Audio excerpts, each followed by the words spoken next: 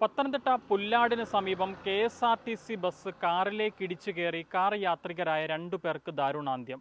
റാന്നി സ്വദേശിയായ VG രാജുവും ഇദ്ദേഹത്തിൻ്റെ ഭാര്യ റീന രാജുവുമാണ് ഈ അപകടത്തിൽ മരിച്ചത്. ഇവരുടെ മകളും 3.5 വയസ്സ് മാത്രം പ്രായമുള്ള പേരക്കുട്ടിയും ഇപ്പോഴും ഗുരുതരാവസ്ഥയിൽ തിരുവല്ലയിലെ സ്വകാര്യ ആശുപത്രിയിൽ ചികിത്സയിൽ തുടരുകയാണ്. ഇന്നലെ രാത്രി 9 മണിക്ക് ശേഷമാണ് പുല്ലാടിന് സമീപത്ത് വെച്ച് ഈ അപകടമുണ്ടാകുന്നത്. എനിക്ക് പിന്നിലായി കാണുന്ന ഈ KSRTC ബസ്സാണ് അപകടത്തിൽപ്പെട്ടത്. സ്ഥലത്തുണ്ടായിരുന്ന ദൃക്സാക്ഷികൾ പറയുന്നതനുസരിച്ചാണെങ്കിൽ തിരുവല്ല ഭാഗത്ത് നിന്നാണ് ഈ ബസ് എത്തിയത്. പത്തനംതിട്ടയിലേക്ക് പോകുന്ന ബസ്സായിരുന്നു. ബസ് അമിത വേഗതയിലായിരുന്നുവെന്നാണ് സ്ഥലത്ത് ആ സമയത്തുണ്ടായിരുന്ന ആളുകൾ പറയുന്നത്. റോങ് സൈഡ് കയറി വന്ന ഈ ബസ് കാറിലേക്ക് ഇടിച്ചു കയറുകയായിരുന്നു. സെലീറിയോ കാറാണ്, കാറിലേക്ക് ഇടിച്ചു കയറുകയായിരുന്നു. പ്രാർത്ഥനയ്ക്ക് പോയതിന് ശേഷം മടങ്ങിയ കുടുംബം സഞ്ചരിച്ച കാറിലേക്കാണ് ഈ ബസ് ഇടിച്ചു കയറിയത്. തൽക്ഷണം തന്നെ കാർ ഓടിച്ചിരുന്ന രാജു മരണപ്പെട്ടു. ഉടൻ തന്നെ മറ്റു 3 പേരെയും, കുട്ടിയടക്കമുള്ള 3 പേരെയും ആശുപത്രിയിലേക്ക് എത്തിച്ചെങ്കിലും രാജുവിൻ്റെ ഭാര്യയുടെ ജീവനും രക്ഷിക്കാൻ സാധിച്ചില്ല. ഇപ്പോഴും അവരുടെ മകളും പേരക്കുട്ടിയും ഗുരുതരാവസ്ഥയിൽ തന്നെ ആശുപത്രിയിൽ ചികിത്സയിൽ തുടരുകയാണ്. ഈ അപകടം സംഭവിച്ചതിന് പിന്നാലെ ഈ ബസ്സിൻ്റെ ഡ്രൈവർ ബസ്സിൽ നിന്ന് ഇറങ്ങി ഓടുകയായിരുന്നു. പിന്നീട് അയാൾ ഫോൺ സ്വിച്ച് ഓഫ് ചെയ്ത അവസ്ഥയിലുമായിരുന്നു. തിരുവനന്തപുരം സ്വദേശിയായ ആ ഡ്രൈവർ പിന്നീട് രാത്രിയോടുകൂടി തിരുവനന്തപുരത്ത് എത്തുകയും ചെയ്തു. എന്താണെങ്കിലും അയാളെ ഇപ്പോൾ പോലീസ് കസ്റ്റഡിയിൽ എടുത്തിട്ടുണ്ട്. ഈ ബസ് ഡ്രൈവറുടെ അശ്രദ്ധമായ ഡ്രൈവിംഗ് ആണ് അപകടത്തിന് കാരണമായത് എന്നാണ് പ്രദേശവാസികൾ പറയുന്നത്. ശരിക്കും KSRTCയുടെ ഡ്രൈവറുടെ കുറ്റമെന്ന് ഞാൻ പറയത്തുള്ളൂ. എന്താണെന്ന് വെച്ചാൽ വണ്ടിയുടെ ആ കിടപ്പും ആ രീതി കണ്ടു കഴിഞ്ഞാൽ നിരപരാധികൾ സൂക്ഷിച്ച് വണ്ടി ഓടിച്ച് വരുന്നവർക്കാണ് അപകടങ്ങൾ കൂടുതൽ പറ്റുന്നത്. ഇവരുടെ അശ്രദ്ധ എന്ന് പറഞ്ഞാൽ ശരിക്കും ആരുമായിട്ടോ ബഹളം ഉണ്ടാക്കിയിട്ടാണ് വന്നത്. ഞാനോട് കൂടിയാണ് വെട്ടിപ്പൊളിച്ചെടുത്തത്. ഇവരുടെ ഈ ട്രാൻസ്പോർട്ടുകാരുടെ ശ്രദ്ധയില്ലാതെ വണ്ടി ഓടിക്കുന്നത് അവർക്ക് എവിടെയും തട്ടിയാൽ ഒരു കുഴപ്പമില്ല, അവർക്കൊന്നും കുറ്റമില്ല, അവരുടെ പേര് കുറ്റമില്ല എന്ന രീതിയിൽ ആ ഒരു രീതി എടുത്ത് മാറ്റണം. പാങ്സേർ കേടിയിരിക്കുകയായിരുന്നു. ഇവിടുത്തെ ഈ പാലത്തിൻ്റെ അവിടുത്തെ സ്ഥിരം അപകടം നടക്കുന്നൊരു സ്ഥലമാണ്. ഇവിടുന്ന് വണ്ടി ജമ്പ് ചെയ്ത് വന്നു കഴിഞ്ഞാൽ നേരെ വന്ന് ഇടിക്കുന്ന ആ സ്പോട്ട് കണ്ടാലേ അറിയാം നിരപരാധികളാണ് പോയത്. ഇപ്പം തന്നെ ഈ 2 മാസം കൊണ്ട് എന്തുമാത്രം ജീവനാണ്, ഓരോ കുടുംബത്തിലും 3ഉം 4ഉം ജീവനാണ് എടുത്തിരിക്കുന്നത്. എന്നാലും ഇതിനൊരു മാറ്റമില്ല. അന്നേരത്തെ ആ ഒരു സംസാരം പത്രത്തിൽ കൂടെ എല്ലാം കൂടെ കാണും, അവർക്കൊരു നടപടി എടുക്കുമെന്ന്. വെറുതെ സ്വകാര്യ ബസ്സോ അല്ല വാഹനങ്ങൾ ഇടിക്കുകയാണെങ്കിൽ അതിൻ്റെ പെർമിറ്റ് കളയുന്നുണ്ട്, എല്ലാം ചെയ്യുന്നുണ്ട്. പക്ഷേ ഈ ട്രാൻസ്പോർട്ട്, അതായത് ഗവൺമെൻറ് വണ്ടികളൊക്കെ എവിടെയെങ്കിലും ഇതുപോലെ ആക്സിഡൻറ്റ് ഉണ്ടായിക്കഴിഞ്ഞാൽ ഒരു കാരണവശാലും അതിൻ്റെ ഒരു കേസുമില്ല, ഒന്നുമില്ല. ആൾക്കാർക്ക് പേടിയാണ്. ഈ വണ്ടി കാണുമ്പോഴേ എന്നോട് പലരും ഇന്ന് സംസാരിച്ച കാര്യമാണ്, ട്രാൻസ്പോർട്ട് ബസ് കാണുമ്പോഴേ നമ്മൾ എവിടെയെങ്കിലും ഒതുക്കി നിർത്തുമെന്ന്. എന്താണെന്ന് വെച്ചാൽ അവരുടെ വരവ് കണ്ട അതുപോലെയാണ്. ഞാൻ അന്ന് തന്നെ ട്രാൻസ്പോർട്ട് ബസ് കയറിയ ഫ്രണ്ടിൽ ഇരിക്കുന്നത് എനിക്ക് പേടിയായിരിക്കാൻ, പുറകെ ഇരിക്കും, കണ്ണുടച്ചിരിക്കും. ഇവരുടെ പോക്ക് അങ്ങനെ അടുത്തിരെ വണ്ടി വരുന്നതൊന്നും നോക്കത്തില്ല. അവരങ്ങനെ പോകുന്നത് എപ്പോഴും. ഇവിടെ ഇപ്പോൾ അപകടങ്ങൾ നടന്നത് മൊത്തം ട്രാൻസ്പോർട്ട് ബസ്സിൻ്റെ അപകടങ്ങളായി. ഈ മരിച്ചത് മൊത്തം നമ്മുടെ മിനിസ്റ്റർ വരെ ഇത് അറിയേണ്ട കാര്യങ്ങളാണ്. അറിഞ്ഞിട്ട് അതിന് വേണ്ടിയ നടപടി എടുത്തിരിക്കണമെന്നാണ് പറയുന്നത്. എൻ്റെ ഒരു അഭിപ്രായമുള്ളത്. നിരപരാധികൾ ആ ഒരു കുടുംബം കണ്ടില്ലേ പോയി. ആ കുഞ്ഞിൻ്റെ കാര്യം സീരിയസ് ആയിട്ടിരിക്കുന്നു, കൊച്ചുകുഞ്ഞിൻ്റെ കാര്യം. അവരുടെ 2 പേര് ഇത് അവരൊരു പ്രാർത്ഥന കഴിഞ്ഞ് വരുന്ന ആൾക്കാരായിരുന്നു അത് സംഭവിച്ചത്. ഇതിനൊരു തീരുമാനം ഉണ്ടാകണം. ഗവൺമെൻറ് തരത്തിലാണെങ്കിലും ഇതിനൊരു തീരുമാനം ഉണ്ടായേ മതിയാവും. ഈ അപകടത്തിൽപ്പെട്ടവരെ താങ്കൾക്ക് മുൻപരിചയമുള്ള ആളുകളല്ലേ? എനിക്ക് എൻ്റെ പെങ്ങളുടെ കൂടെ ഒന്നിച്ച് സഭയിലുള്ളവരായിരുന്നു. പെങ്ങളുടെ കൂടെയൊക്കെ ഒന്നിച്ച് സഭ, അവരുമായിട്ട് ഇന്നലെയും അവരുമായിട്ട് രാവിലെ സംസാരിച്ചാണ്, പെങ്ങളുമായിട്ടൊക്കെ സംസാരിച്ചാണ്. അവരൊക്കെ കാര്യങ്ങളൊക്കെ പറയാറുണ്ട്. മരിച്ച വ്യക്തി ഈ കോൺട്രാക്ട് വർക്ക്, ബിൽഡിങ്ങിൻ്റെ കോൺട്രാക്ട് വർക്കും ഒക്കെ ചെയ്യുന്ന ഒരാളായിരുന്നു.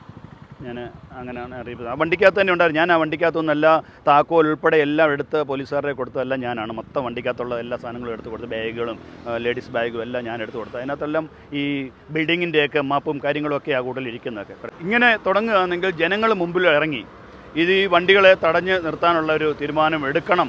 ജനങ്ങൾ എടുത്തിരിക്കും. എന്ന് വെച്ചാൽ ഇങ്ങനെ ഓരോ കുടുംബം ഇങ്ങനെ ചിന്നിപ്പോവാണ്, ഓരോ കുടുംബമാണ് പോകുന്നത്. അമിത വേഗത കാരണം അവരെന്തിനിങ്ങനെ പോകുന്നു? ആളെ കയറ്റുന്നില്ല, ഒന്നുമില്ല. ആ വണ്ടി കാലിയായിട്ടായിരിക്കും പോകുന്നത്. എന്നാലും അവർക്ക് പോകണം, പെട്ടെന്ന് നിർത്തിയിട്ട് അവർക്ക് അടുത്ത ഡ്യൂട്ടിക്ക് പോകണം. അതായിരിക്കും അവർ ചെയ്യുന്നത്. സംഭവം കറക്റ്റ് 9:08 സമയത്താണ് തിരുവല്ല എന്ന് പത്തനംതിട്ടയ്ക്ക് ഫാസ്റ്റ് കനാൽ പാലത്തിൻ്റെ അവിടെ വെച്ചിട്ട് സൗണ്ട് കേട്ടു. വണ്ടി അവിടുന്ന് നേരെ ക്രോസ് വന്നു. കാർ കയറി വന്നപ്പോൾ കാറെ ഇടിച്ചു. കാറും കൊണ്ട് നേരെ പുറകോട്ടങ്ങ് പോയി. റോങ് സൈഡാണ് വണ്ടി. അന്നേരം സൗണ്ട് കേട്ടപ്പോൾ വണ്ടി ഇങ്ങോട്ടേക്ക് പോകുന്നു. ഉടനെ തന്നെ ഞാൻ പോലീസ് സ്റ്റേഷനിൽ അറിയിച്ചു.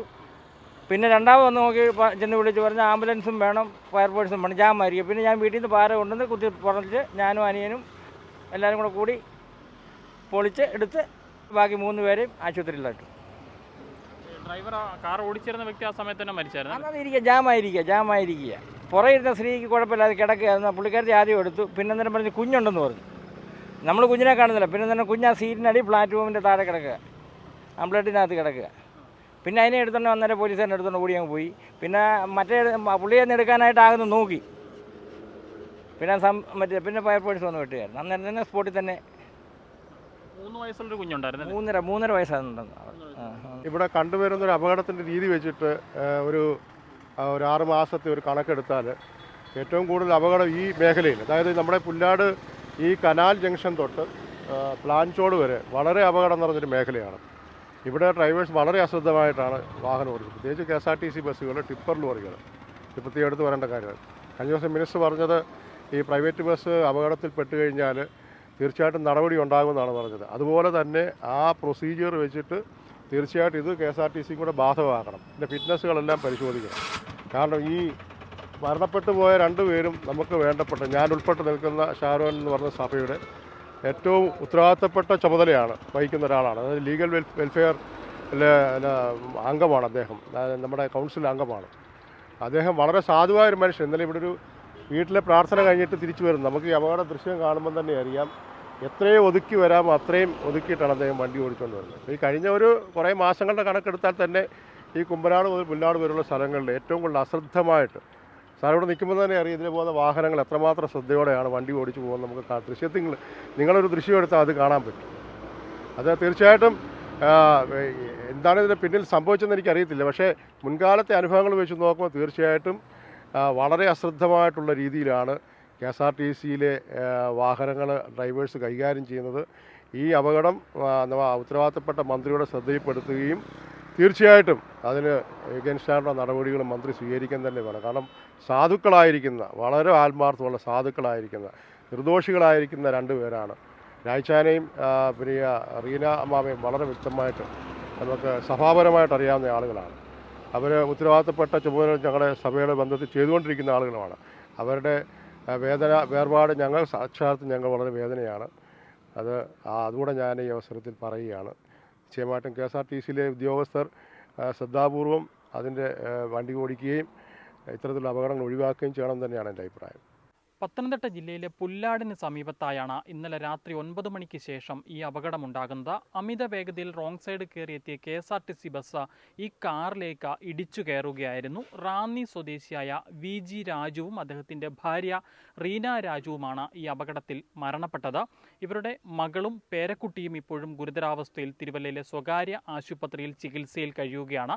പ്രാർത്ഥനയ്ക്ക് പോയതിനു ശേഷം വീട്ടിലേക്ക് മടങ്ങിപ്പോകുന്നതിനിടെയാണ് ഈ കുടുംബം യാത്ര ചെയ്ത കാറിലേക്ക് അമിത വേഗതയിലെത്തിയ KSRTC ബസ് ഇടിച്ച് കയറിയതെന്നാണ് മനസ്സിലാക്കുന്നത്.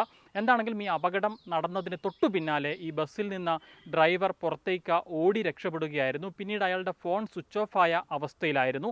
തിരുവനന്തപുരം സ്വദേശിയായ ആ ഡ്രൈവർ പിന്നീട് രാത്രിയോടുകൂടി തിരുവനന്തപുരത്ത് എത്തുകയും ചെയ്തു. എന്താണെങ്കിലും അയാളെ ഇപ്പോൾ പോലീസ് കസ്റ്റഡിയിൽ എടുത്തിട്ടുണ്ട്. കോയിപ്പുറം പോലീസ് കസ്റ്റഡിയിലെടുത്ത് ഇവിടേക്ക് കൊണ്ടുവരുന്നുണ്ട്. അല്പസമയത്തിനകം തന്നെ അയാൾ ഇവിടെ എത്തിക്കുമെന്നുള്ളതാണ് മനസ്സിലാക്കുന്നത്. KSRTCയുടെ അമിത വേഗവും അശ്രദ്ധമായ ഡ്രൈവിങ്ങുമാണ് ഈ അപകടത്തിന് കാരണമായത് എന്നുള്ളതാണ് ആ സ്ഥലത്തുണ്ടായിരുന്ന ദൃക്സാക്ഷികൾ പറയുന്നത്. 2 പേരുടെ ജീവനാണ് ഈ അപകടത്തിൽ നഷ്ടമായത്. അവരുടെ മകളും പേരക്കുട്ടിയും ഇപ്പോഴും ഗുരുതരാവസ്ഥയിൽ ചികിത്സയിൽ തുടരുകയാണ്. പത്തനംതിട്ടയിൽ നിന്നും അരുൺ മലയിലിനൊപ്പം Rahul Irumpukuzhi, focus news TV.